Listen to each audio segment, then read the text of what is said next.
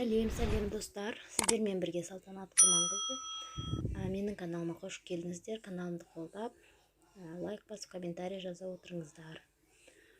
Бүгін мен снуд шарф тоқитын боламын. Балаға арналған. Мен алғаным жібім 100 грамм велюровая пряжа, микрополиэстер. Мына жерде спицияның қандай қолдану керек екені жазылған, және мен қолданатын крючок туралы айтып жатырмын. 4-5 нөмірлі крючокты қолданады. Мен қазір 5-те 5 деген крючокты алдым. Бұл турецкий пряжа. Мен ақ түсін қолданатын болам қазір. 5-те 5 деген крючокпен. Қазір алдымен ең бірінші бір петля жасап аламыз. Жұмыс жібін жасап аламыз.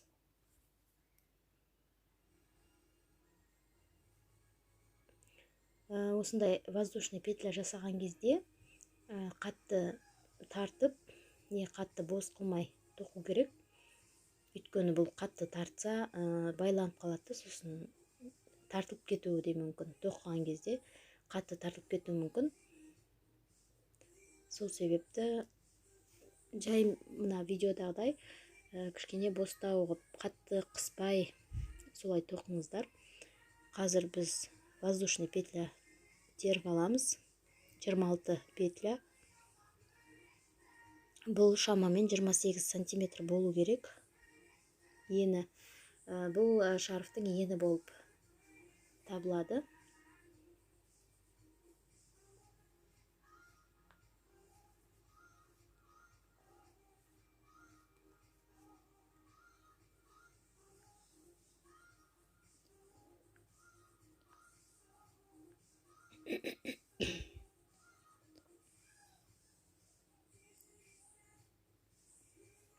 Бұл пряжа өзі қатты байланып қалса, шешілуі қиын.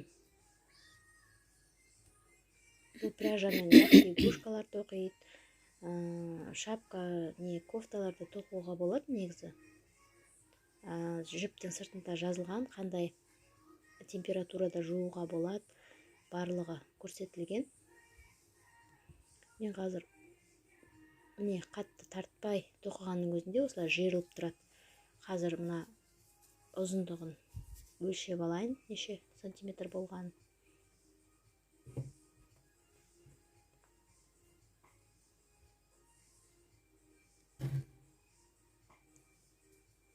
Менде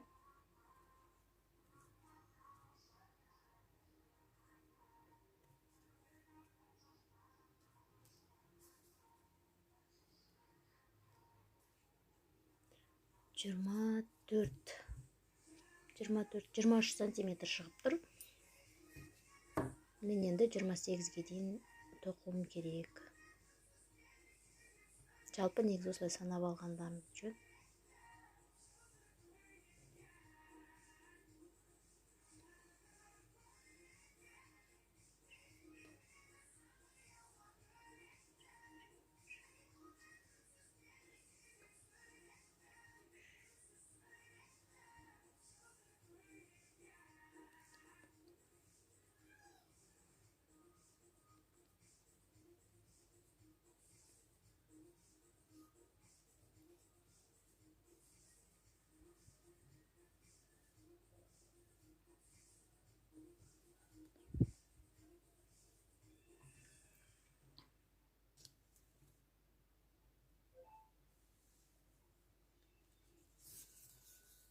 Тағы да бір өлшеп алайын. Мінекей енді 28 петляға толды. 28 сантиметрге толды. 26 петля. Әрі қарай 3 воздушный петля подъем көтереміз.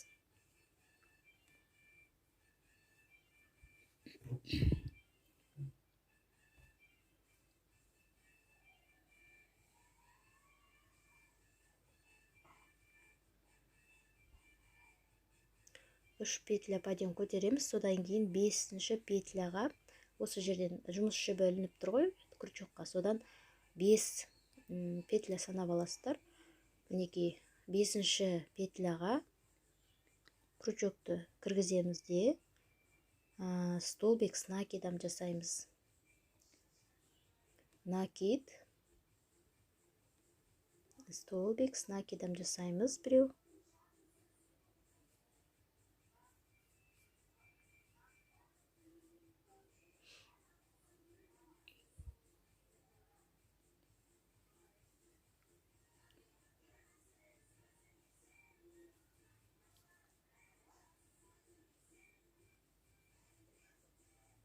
Ары қарай келесі петляға дәл солай столбик с накидом жасаймыз.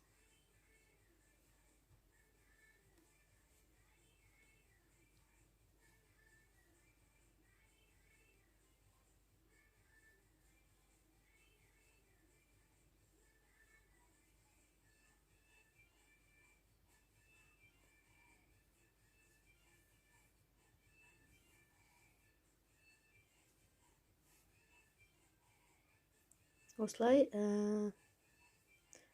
рядтың соңына дейін столбик с накидом тоқып шығамыз әр петляға.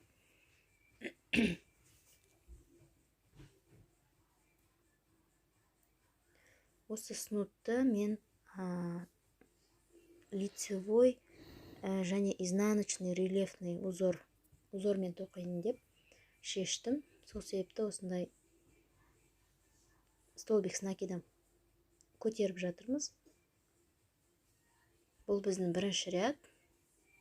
Қазір екінші рядта узор бізде кететін болады. Сол жерде көрсетемін. Бұл узор қиын емес, өте оңай. Кез келген адам, тоқып көрмеген адам да жасай алады.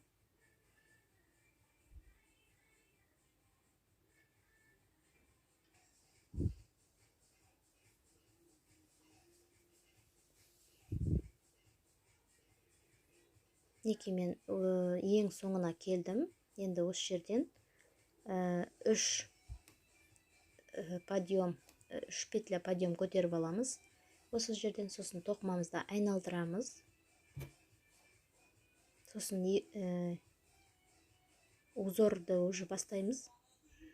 Қазір осы жұмыс жібі ілініп тұр ғой. Соған накид аламыз бір. Содан кейін міне осы узордың астынан, бұл лицевой деп аталады, астынан столбик с накидом тоқимыз біреу. Накид, келесі столбик с накидом,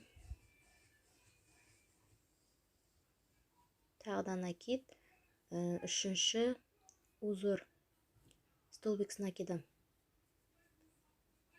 Бұл лицевой деп аталады.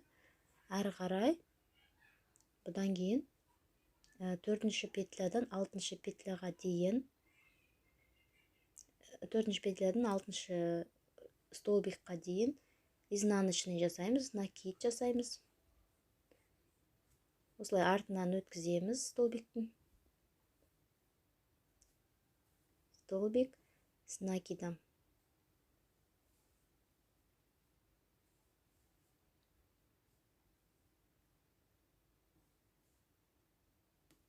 Накид. Өткіземіз. Жіпті шығарамыз. Екеуінен өткіземіз. Тағы да накид. Өткіземіз. 2 петлядан өткіземіз. Осылай ары қарай чередовать етіп отырамыз. Біз жаңа изнаночный жасадық. Енді келесі 7-ші петлядан 7-ші столбикті лицевоймен тоқимыз. 7-ші, 8-ші, 9-ші столбикті лицевой тоқимыз.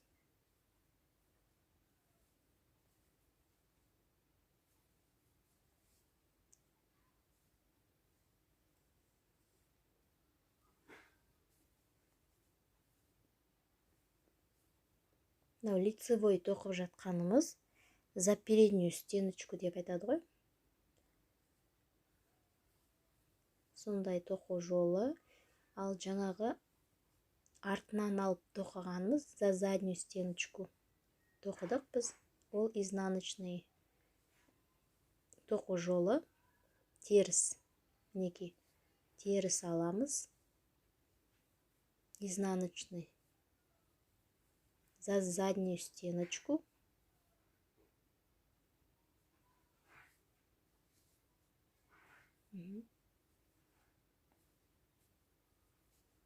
Бір, екі.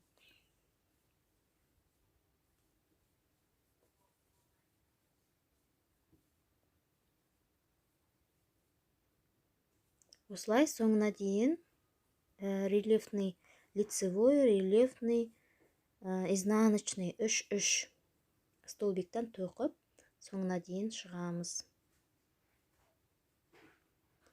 Өзімізге қажетті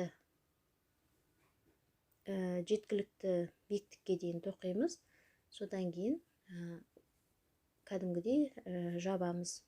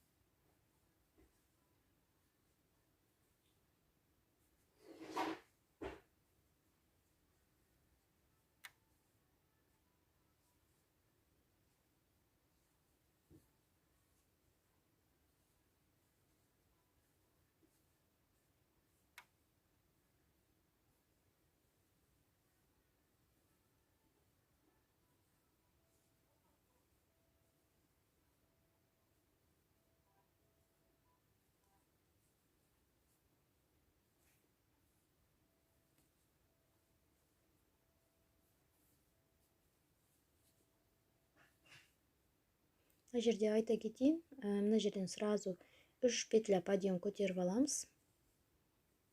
Ол екінші жағын тоқыған кезде, айналдырып тоқыған кезде, ол бізде лицевойға жатады. Осылай ар жағынан 3 петля көтеріп алғанда, изнаночный жағынан. Ол бізге мына жаққа айналдырған кезде, оң жағындағы лицевойға жатады.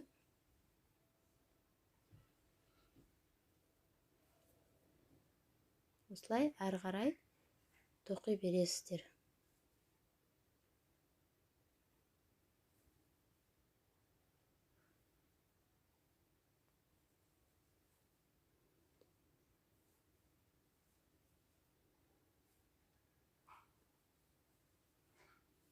Қазір мен осыны тоқып көрсетемін де, әрі қарай сосын біраз тоқығаннан кейін тағы да өлшеп көрсетемін.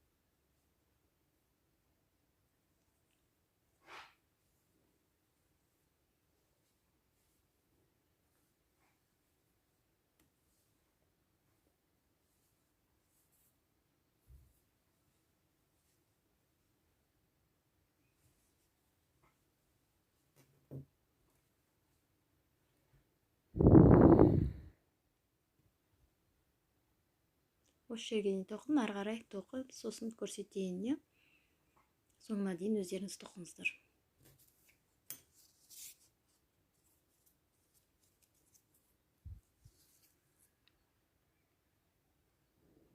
Мінекей.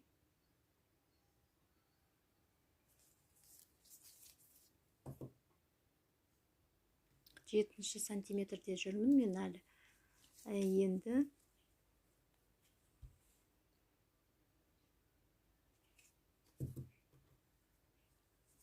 біраз тоқығаннан кейін тағы бір өлшеп алайын деп шештім. Міне 10 сантиметр тоқыдым. Ары қарай тағы да тоқып, сосын қажетті мөлшерде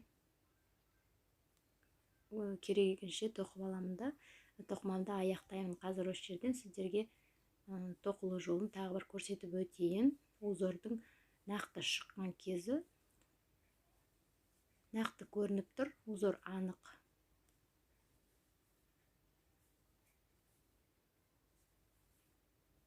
Мынау изнаночныйға кетті.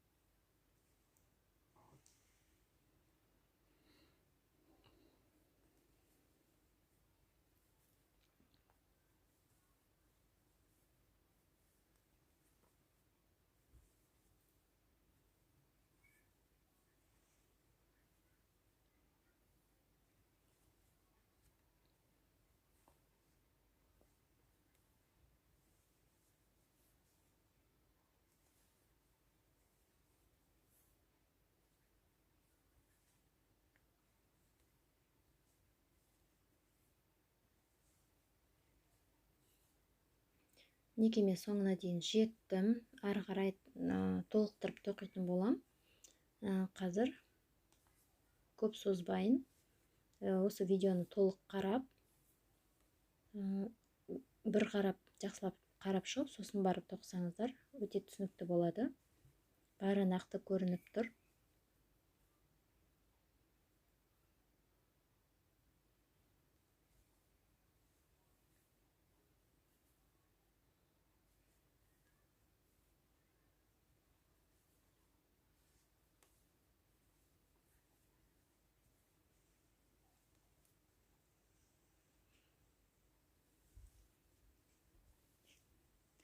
Күтчөкті мүлдем ұстап көрмеген болсаңыздар, менің видеоларымның ең бас жағында, астыңғы жағында күрчөкті алдымен қалай қолдану керек екені және столбик снакида қалай жасау керек екені көрсетілген видео бар. Сол видеоны қарап, мұқият көріп алсаңыздар, сосын қолдарыңызды жаттықтырып барып, осындай түрлі бұйымдар тоқуға болады.